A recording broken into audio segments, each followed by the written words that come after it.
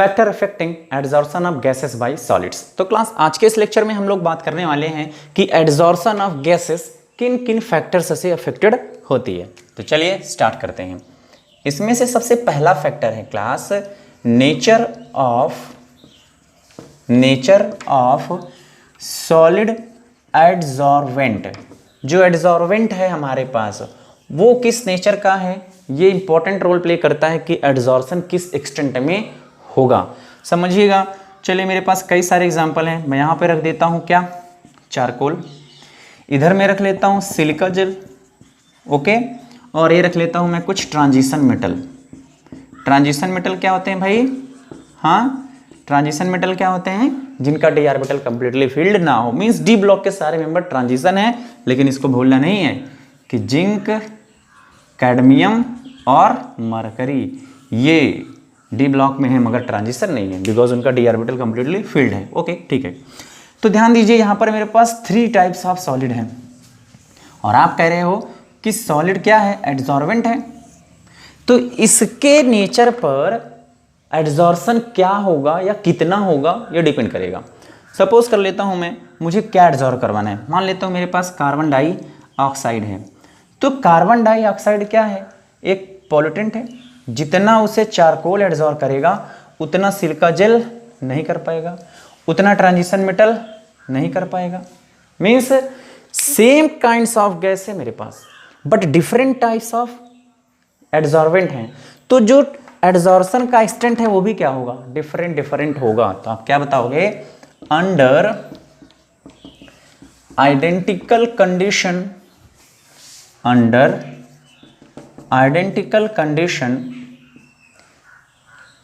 different types of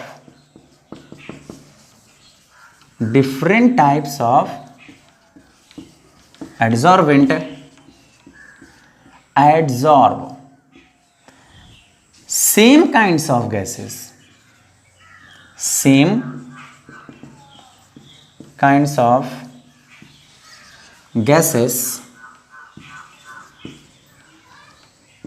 to different extent. समझिएगा। Means carbon dioxide के amount मान लेता हूं मैं यहाँ पर कितना हो जाए, इतना एडजॉर्ब हो रहा है। तो यहाँ पर क्या होगा? बहुत थोड़ा होगा और यहाँ पर एकदम थोड़ा होगा। ओके, तो आप क्या बताओगे कि सेम काइंड्स ऑफ गैसों को different types of adsorbent different amount में एडजॉर्ब करते हैं।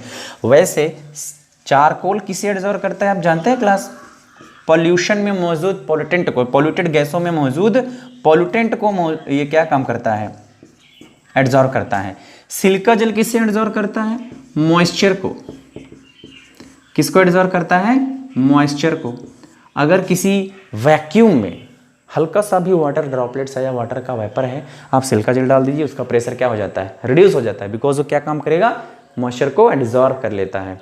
ओके, जैसे आपने लैपटॉप वगैरह लिया, उसमें देखिए मदरबोर्ड के बगल में इतना बड़ा पाउच लगा रहता है कि अगर कभी गलती से भी मॉइस्चर इंटर कर जाए तो शॉर्ट सर्किट होने ना पाए। या जितने इलेक्ट्रॉनिक गैजेट्स होते हैं हम लोग जो खरीदते हैं, यहाँ तक कि सीलिंग फैन वगैरह में भी छोटे सा पाउच रहता है, उसमें क्या भरा रहता है? Silica gel. किसे एडजॉर्ब करता है? मॉइस्चर को। और ये क्या काम करता है भैया? सर ये तो हम जानते हैं, कैटालिस्ट का रोल प्ले करता है।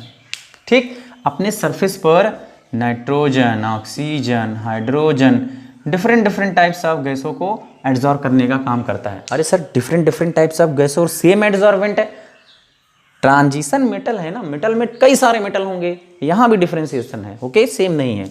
चलिए, तो पहली कंडीशन तो सर क्लियर हुई। ओके, दूसरी कंडीशन क्या है? दूसरा कौन सा फैक्टर है जिससे अफेक्टेड होता है प्रोसेस ऑफ एडजॉर्प्शन, और बहुत इंपॉर्टेंट भी है, वो कौन है? Surface area. क्या है क्लास?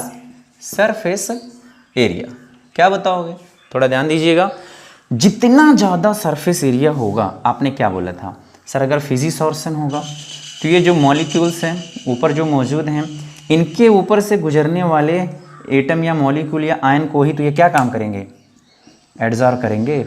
चाहे वो फिजिकल फोर्स से एडजॉर्ब करें, चाहे केमिकल बॉन्ड से एडजॉर्ब करें। अगर इनका सरफेस एरिया बढ़ जाएगा तो जो एडजॉर्प्शन एरिया है वो भी तो बढ़ जाएगा। और मॉलिक्यूल यहाँ पर एड्जॉर्ब हो सकते हैं ना भाई। इसका मतलब हो गया जितना ज़्यादा सरफेस एरिया उतना ज़्यादा एड्जॉर्शन। तो आप क्या बताओगे, greater the surface area of solid adsorbent greater will be adsorption. जितना ज़्यादा एरिया रहेगा उतना ही ज़्यादा इसका एड्जॉर्प्शन होगा। सर मान लीजिए मेरे पास जो सॉलिड है, मुझे उससे क्या काम करना है, उसका सरफेस एरिया बढ़ाना है जिससे प्रोसेस ऑफ एड्जॉर्प्शन फास्ट हो जाए। तो क्या काम करोगे आप, पहली कंडीशन देखो, finally divided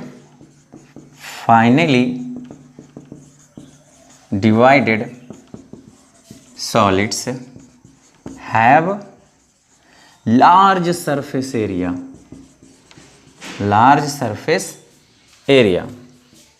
so they have large adsorbing power। समझते हैं इसको। देखो मान लो कोई भी सॉलिड है, अगर वो स्फेरिकल फॉर्म में या किसी भी फॉर्म में रहेगा, मैं एग्जांपल स्फेरिकल का ले रहा हूँ, हाँ चलो क्यूबॉइड का भी रख लेते हैं, ओके, किसी भी फॉर्म में अगर रहेगा, किसी भी स्ट्रक्चर में रहे 3D में, जितना उसका सरफेस एरिया होगा उतना तो रहेगा ही रहेगा। अगर उसे आप डिवाइड करना चाहोगे तो आपको क्या काम करना पड़ेगा, तोड़ना पड़ेगा। पहली बार जब आप इसको 2 पीस में कट करोगे तो क्या काम होगा भैया, सर जितना एरिया था उतना तो रहेगा ही रहेगा, दोनों को मिला करके वो तो कम होने वाला है नहीं। लेकिन साथ ही साथ में देखिए ना, दो हेमीस्फीयर का सरफेस एरिया और बढ़ गया। ठीक ऐसे ही आप इसको जितने पार्ट में बांटते जाओगे उतना ज़्यादा इसका सरफेस एरिया बढ़ता चला जाएगा, और जितना ज़्यादा सरफेस एरिया बढ़ेगा उतनी ही ज़्यादा इसकी एड्जॉर्बिंग पावर बढ़ जाएगी। क्लियर। दूसरी चीज़ वो क्या है, मान लीजिए आपके पास कोई भी स्ट्रक्चर है, चलो सॉलिड का ही है स्फेरिकल फॉर्म में, और सॉलिड का आपके पास सिलेंड्रिकल पार्ट में भी है, हाँ किसी भी फॉर्म में हो, आपको क्या काम करना है, इसका सरफेस एरिया बढ़ाना है। जितना सरफेस एरिया उतना तो रहेगा ही। आप बोलोगे सर डिवाइड कर देंगे, वो तो कर चुके हो, कोई और एक तरीका चले निकालते हैं। तो आप एक काम करिए, इसमें छोटे छोटे पोर्स बना दीजिए, ऐसे जितना कुछ भी चीज़ लीजिए उसमें चुभा दीजिए। तो जितनी बार आप इसमें पोर बनाएंगे, जितना उसका रेडियस रहेगा उतना सरफेस एरिया हर बार इसका क्या होता जाएगा, बढ़ता चला जाएगा। क्लियर। इसमें भी आप क्या काम कर दीजिए, पोर बना दीजिए। तो जितना पोर आप बना दोगे उतना ज़्यादा सरफेस एरिया अंदर की तरफ क्या हो जाएगा, बढ़ जाएगा। इसका मतलब 2 तरीके आपको मिल गए क्या करने के लिए, पोर या फिर सरफेस एरिया बढ़ाने के लिए। वैसे पता है क्लास, जो चारकोल होता है, चारकोल वो भी ऐसे ही रहता है, उसमें भी छोटे छोटे पोर्स रहते हैं, परफोरेटेड रहते हैं, बिकॉज वो या तो एनिमल का रहेगा, बोन मीन्स एनिमल चारकोल, और अगर प्लांट का रहता है तो उसमें जाइलम और फ्लोएम रहते हैं, जो पहले से ही कैपिलरी फॉर्म में रहते हैं, वही तो सूख करके बनाया गया रहता है। दूसरा क्या है हमारे पास, सिलिका जेल, ये भी क्या होता है, पोरस होता है। पोरस होने की वजह से इसका एब्जॉर्प्शन एरिया बढ़ चुका होता है। क्लियर। और तीसरी एक कंडीशन है, थोड़ा ध्यान देते हैं इस पे कि हम लोग सरफेस एरिया की बात कर रहे हैं। तीसरी एक कंडीशन होती है, जो पाउडर्ड फॉर्म होता है उसका सरफेस एरिया ऑलरेडी बहुत ज़्यादा होता है क्लास। जैसे जो भी पाउडर्ड फॉर्म में होगा, ओके, जैसे पाउडर्ड आयरन फिलिंग मैंने ले लिया, आयरन ले लिया, अब इसका सरफेस एरिया आप कैसे बढ़ाओगे, बढ़ा ही नहीं सकते। क्यों, अब इससे ज़्यादा क्या बढ़ाओगे, ऑलरेडी पाउडर फॉर्म में, उससे ज़्यादा छोटा थोड़ी ना हो जाएगा। लेकिन थोड़ा ध्यान देना यहाँ पे जो पाउडर फॉर्म होता है वो जब रखा जाएगा तो रहेगा किसी न किसी बल्क के फॉर्म में ही ना, ऐसे ही रखा जाएगा, एक ही जगह रहेगा। तो जो पार्टिकल्स होते हैं वो खुद ऊपर नीचे लग करके क्या बनाते हैं, पोर बना लेते हैं। जो पाउडर फॉर्म में रहेंगे वो ऊपर नीचे लग के क्या बना लेंगे, पोर बना लेंगे। थोड़ी सी प्रॉब्लम इसमें ये रहती है कि कभी कभी क्या होता है कि जिस गैस को इन्हें एड्जॉर्ब करना होता है, ओके, जिस भी गैस को एड्जॉर्ब करना होता है, जिसे एड्जॉर्ब करना चाहते हैं, वो इनके सरफेस पर जब पहुंचता है तो जो गैस के एटम की साइज़ है, ओके, जो पोर की साइज़ है वो छोटी पड़ जाती है और गैस की साइज़ बड़ी रहती है। इसलिए गैस के केस में थोड़ा सा प्रॉब्लम क्रिएट करता है, उतना अच्छा एड्जॉर्प्शन नहीं दे पाता है, ओके, बट इनिशियली देता है, बाद में नहीं दे पाता। अच्छा, ठीक यही बात हमारी उस सिलिंड्रिकल पार्ट वाले में भी या किसी के भी पास जो भी रहेगा जिसमें हम लोग पोर बना रहे हैं उस पर भी डिपेंड करता है। भाई हम अगर बनाएंगे तो नेचुरली जाहिर सी बात है बड़ा बनेगा ही बनेगा, ओके। और उतना छोटा, जितना छोटा आइटम होता है उतना छोटा बनाने के लिए बहुत ज़्यादा मेहनत, बहुत ज़्यादा पैसा खर्च करना पड़ेगा, तो करना ही नहीं है उसको। तो कभी कभी जो नेचुरली परफोरेटेड एडजॉर्बेंट मिलते हैं उनके भी जो पोर की साइज़ है वो बहुत छोटी रहती है, जबकि जो मॉलिक्यूलर हैं वो बहुत बड़े होते हैं। तो इस कंडीशन में थोड़ा सा इनका सरफेस एरिया बड़ा होने के बावजूद भी एडजॉर्प्शन नहीं हो पाता, ओके। तो ये थी दो कंडीशन, कौन कौन सी भैया? सर पहली हो गई हमारी नेचर ऑफ सॉलिड एडजॉर्बेंट, और दूसरा क्या हो गया? Surface area. चलिए थर्ड देखते हैं क्या है। थर्ड वो क्या है? Nature of gases. Nature of gases. Class जरूरी नहीं है कि एडजॉर्बेंट ही अपना इंपॉर्टेंट रोल प्ले करता है, अफेक्ट करता है प्रोसेस ऑफ एडजॉर्प्शन को, गैसें भी अपना इंपॉर्टेंट रोल प्ले करती हैं, क्लियर। और कौन कौन सी गैसें होंगी जो बहुत ही ईजिली और बहुत ही ढेर सारे अमाउंट में एडजॉर्ब हो सकती हैं? तो आप क्या बताओगे? सर ऐसी गैसें जो ईजिली लिक्विफिएबल हो, जो आसानी से लिक्विफाई हो जाती हैं, and more soluble in water हो, एंड वाटर सॉल्युबल भी हो। वाटर सॉल्युबल गैसेस, ऐसी गैसेज क्या होती हैं? ये बड़ी आसानी से एड्जॉर्ब्ड हो जाती हैं ढेर सारी मात्रा में। तो क्या बताओगे? Easily liquefiable and water soluble gases are adsorb more. कौन है? Sir ammonia. क्यों है?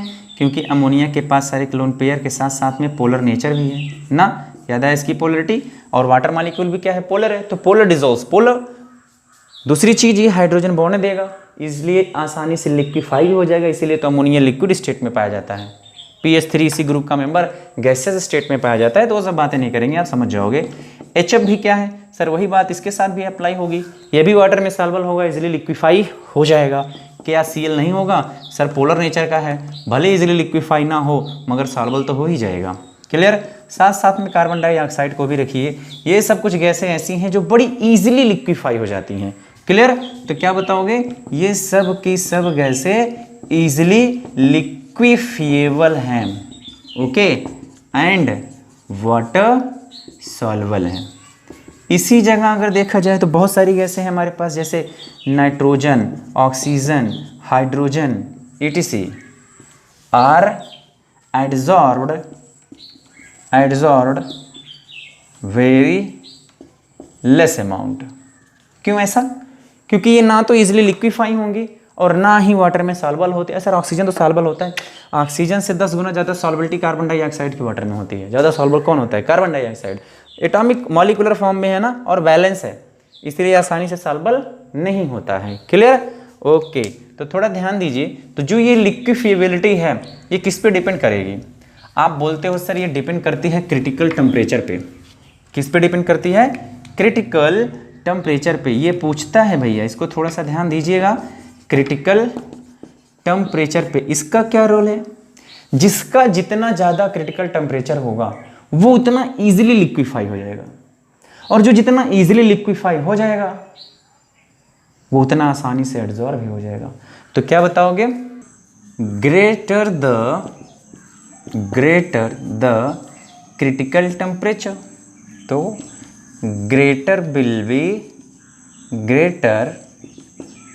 B liquefaction of gases. कौन सी गैसेस? जिसका क्रिटिकल टेम्परेचर ज़्यादा होगा। अच्छा, क्रिटिकल टेम्परेचर होता क्या है? कम से कम वो टेम्परेचर जिसके एबव गैस लिक्विफाई ना हो, उसके नीचे ही गैस लिक्विफाई हो, उसे हम लोग क्या बोलते हैं? Critical temperature, okay. तो जिसका जितना ज़्यादा क्रिटिकल टेम्परेचर होगा उतना ही हाईली वो लिक्विफाई होगा, और जितना ज़्यादा लिक्विफाई होगा उतना मोर अमाउंट में उसका एड्जॉर्प्शन होगा। अगर मैंने कह दिया चलो मेरे पास दो तरीके की गैसें हैं, एक है कार्बन डाइऑक्साइड और दूसरा है सल्फर डाइऑक्साइड, ओके। दोनों ही एक ही ग्रुप के मेंबर हैं, कार्बन और सल्फर दोनों ही 14 ग्रुप के मेंबर हैं, ओके। तो थोड़ा ध्यान दीजिए, कार्बन डाइऑक्साइड का क्रिटिकल टेम्परेचर है 304 और इसका है 430। आपको क्या लग रहा है ज़्यादा अमाउंट में एडजॉर्प्शन किसका होगा? कार्बन डाइऑक्साइड का होगा, सल्फर डाइऑक्साइड का होगा? तो जाहिर सी बात है सर, सल्फर डाइऑक्साइड का होगा। क्यों? क्योंकि इसका क्रिटिकल टेम्परेचर कार्बन डाइऑक्साइड से ज़्यादा है, इसलिए ईजिली लिक्विफाई हो जाएगा। ओके, तो चलिए तीसरी कंडीशन ये थी। ओके, अब क्या बच रहा है सर? Fourth condition. 3 कंडीशंस हम लोगों ने सर ले लिया। पहला क्या था? Nature of solid adsorbent. दूसरा क्या था? Surface area. तीसरा क्या था हम लोगों के पास में? तीसरा क्या था? क्रिटिकल टेम्परेचर, जिसको अभी अभी हम लोग पढ़ रहे हैं। वो किससे रिलेटेड था सर? वो रिलेटेड था nature of gas and solubility of gas, कि गैस कितना इजीली सॉल्युबल हो जाएगा वाटर में और कितना इजीली लिक्विफाई होगा, उतना ही हायर अमाउंट में वो गैस एडजॉर्ब होगा। क्लियर? ओके, फोर्थ क्या है देखते हैं। Effect of temperature. ये तो सर बड़ा आसान है, हम जानते हैं। एडजॉर्प्शन कैसा प्रोसेस है क्लास? सर एडजॉर्प्शन है एक्सोथर्मिक प्रोसेस। कैसा प्रोसेस है?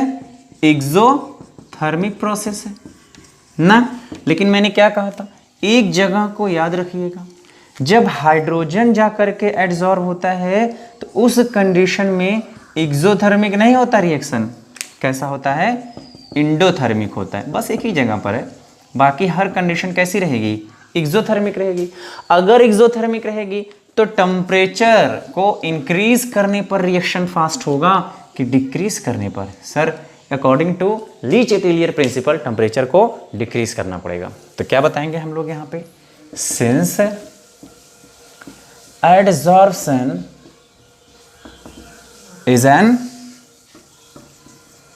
Exothermic process. कैसा प्रोसेस है? Exothermic process. Hence decrease in temperature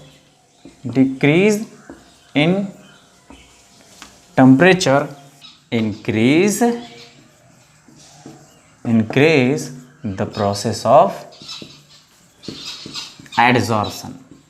Okay, means more amount of adsorbate will be adsorbed on the surface of adsorbent. Clear? तो temperature का effect ये होगा। आगे चलिए बढ़ते हैं। टेम्परेचर में ये जरूर याद रखना है हम लोगों को कि हाइड्रोजन का इंडोथर्मिक ही रिएक्शन के साथ में ही मोर एडजॉर्प्शन होगा, एक्सोथर्मिक नहीं होगा। ओके, प्रेशर का क्या इफेक्ट पड़ता है? 2 ही फैक्टर और बचे हुए हैं क्लास। एक है हम लोगों का प्रेशर और दूसरा है activation of the adsorbent. Effect of pressure. Pressure का क्या इफेक्ट पड़ेगा प्रोसेस ऑफ एडजॉर्प्शन पे क्लास? सर बहुत इजी है। देखिए ना, जब जब प्रेशर बढ़ेगा जो गैसें होंगी वो इजीली लिक्विफाई हो जाएंगी, और जब आसानी से लिक्विफाई हो जाएंगी तो इजीली मोर एडजॉर्प्शन भी हो जाएगा किसी भी सॉलिड के सरफेस पर गैसों का। तो आप क्या बताओगे? इफेक्ट ऑफ प्रेशर क्या होगा? ये डायरेक्टली प्रोपोर्शनल होगा किसके? एडजॉर्प्शन के। बस, बाकी ज़्यादा कुछ रखने की ज़रूरत नहीं है। जितना ज़्यादा प्रेशर होगा उतना ज़्यादा एडजॉर्प्शन होगा। बट टेम्परेचर क्या होना चाहिए? एट कांस्टेंट टेम्परेचर होना चाहिए। ऐसा नहीं कि आप टेम्परेचर भी आगे पीछे करते रहो तो दिक्कत हो जाएगी फिर। ओके ओके, लास्ट पॉइंट है, ये इंपॉर्टेंट है, थोड़ा ध्यान से देखिएगा। आधी से ज़्यादा बातें हम लोग इसके बारे में कर भी चुके हैं, और वो है एक्टिवेशन ऑफ एडजॉर्बेंट। क्वेश्चन में पूछता है how will you activate your adsorbent for the maximum adsorption. क्या काम करना है आपको? सर बहुत ही इजी है, हमें हर हाल में ध्यान में रखना है कि इसके सरफेस एरिया को बढ़ा देना है। क्यों? क्योंकि देखो, अगर मैं किसी भी शेप का ले लेता हूँ, चलो मोस्टली क्यूबॉइड फॉर्म में ही रखते हैं, तो हम भी रख लेते हैं यहाँ पे किसके फॉर्म में? क्यूबॉइड फॉर्म में। क्या है हमारा? कैटलिस्ट है, मीन्स किसी ट्रांजिशन मेटल का बार है।